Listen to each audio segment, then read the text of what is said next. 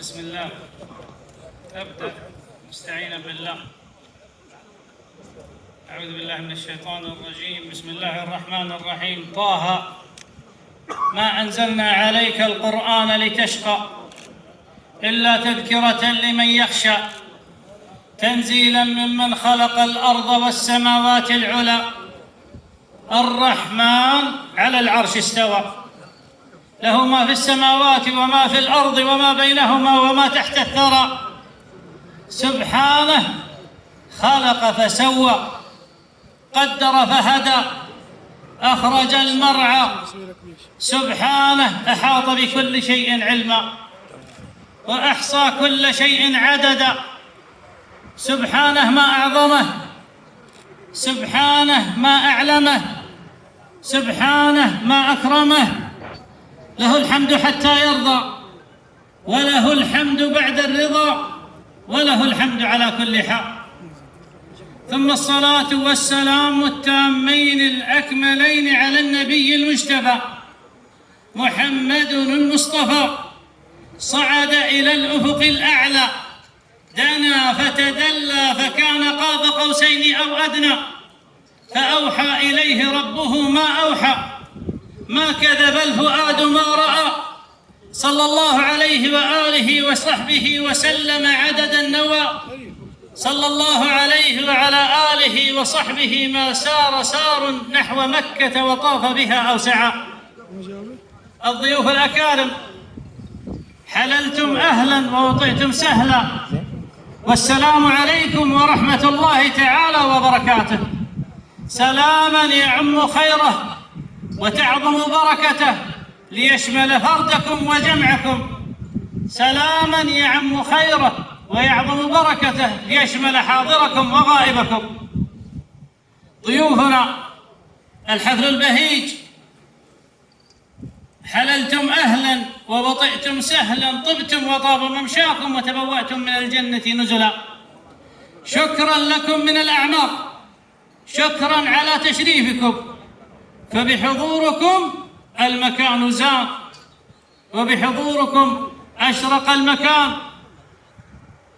ولو أنني أوتيت كل بلاغة وطرقت بحر الشعر وطرقت بحر النطق من شعر ونثر لوجدت نفسي في المقام مقصرا ومعترفا بالعجز عن واجب الشكر. الكلمات تتداخل والعبارات تتسابق ولا غرابة فالسفطان وما نكنه من مشاعر وامتنان يعجز عن إيصالها اللسان.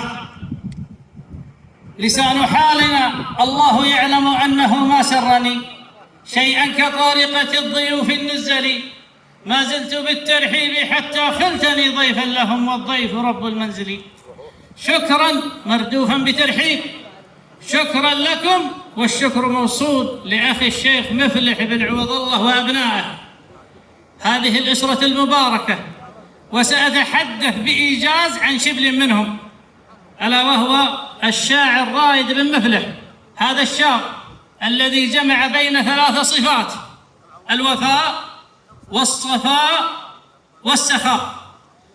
فالوفاء مما علمنا عنه حرصه على التواصل لكل من لهم به علاقة بل ومع والده وعمانه بل تجاوز الأمر ليتواصل مع كل من له علاقة بجد عوض الله رحمه الله سواء كان عاني أو جار أو صاحب أو بينه وبينه تعامل فهو حريص على الوفاء به وأعظم بها من صفة.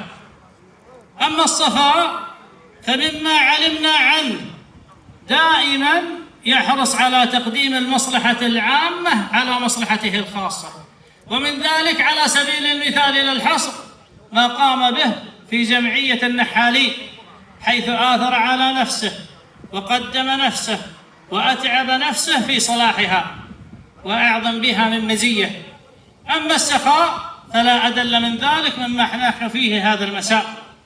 هذا الشبل هو أحد أربعة وكلهم كذلك وإذا عرفنا طيب الأصل وإذا عرفنا طيب الفرع عرفنا طيب الأصل فهي شجرة مباركة أصلها ثابت وفرعها في السماء. شكرا لهم والشكر موصول لأبناء عوض الله جميعا، بل الشكر موصول لذي مفلح كلهم جميعا على هذا الاستقبال الرائع والهوب الصفاه من السراه إلى السراه، كلهم يشكرون، والمقام مقام الجميع، والشكر لله أولا وآخرا. حقيقة قبل أن أختم عندي رسالة، ورسالتي هذا المساء كانت عن الكرم. وقبل أن أتكلم وجدت نفسي أمامكم كبائع الزمزم على أهل مكة وبائع التمر على أهل يثرب.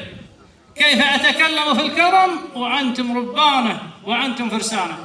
فآثرت أن أغير الرسالة وأتحدث عن موضوع لا يقل أهمية عما كنت أريد التحدث عنه، ألا وهو الخلاف والاختلاف ومنهج العقلاء فيه. لا شك بأن الخلاف والاختلاف سنة كونية بشرية، ذلك لأن البشر يختلفون في أنسابهم وفي عاداتهم وفي مستوياتهم، فلا غرابة الاختلاف. ولكن الواجب عند وقوع الخلاف أن ينزل الخلاف منزلته الحقيقية، فلا تقطع الأرحام ولا يترك السلام ولا يتطاول في الكلام إلا إذا انتهك الحرام، أما دون ذلك فلا.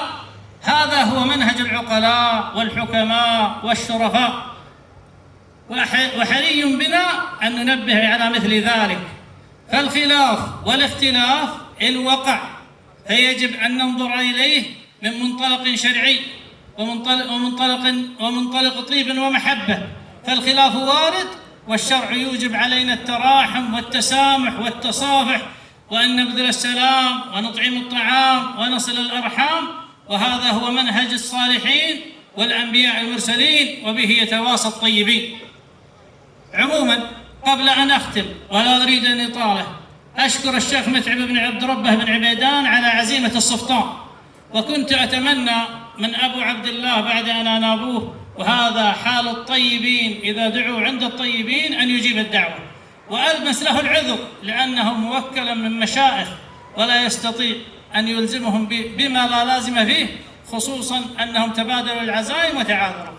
على أية حال، ختاما أسأل الله جل في علاه أن كما جمعنا في هذا المكان الطيب المبارك أن يجمعنا إخوة متحابين متكافئين، أن يجمعنا إخوة متحابين على سرر متقابلين في جنات النعيم، وأن يعز دولتنا وأن يعز دولتنا وأن يعز دولتنا وولاة أمورنا، وأن يهيئ لهم البطانة الصالحة الناصحة التي تدلهم على الخير وتعينهم عليه، وأن يحفظ أخواننا المجاهدين المرابطين على الحدود، وأن يردهم لنا سالمين غانمين. والسلام عليكم ورحمة الله وبركاته.